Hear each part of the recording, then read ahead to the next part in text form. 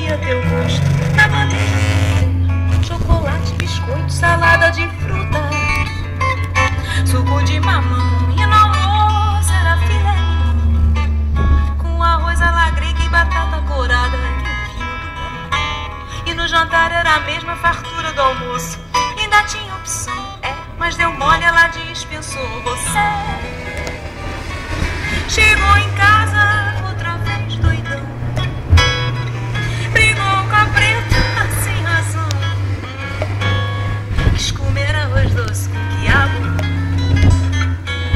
botou sal na batida de limão, deu lavagem ao macaco, banana pro porco, osso pro gato, sardinha o cachorro, cachaça pro pato, entrou no chuveiro de terno e sapato, não queria papo, foi lá no porão, pegou 3 oitão, deu tiro na mão do próprio irmão e quis te segurar, ele conseguiu te desarmar, foi pra rua de novo, entrou no velório, pulando a janela, xingou de fundo, apagou a vela, cantou a viúva, mulher de favela, deu um beijo nela, animação, Pedralha,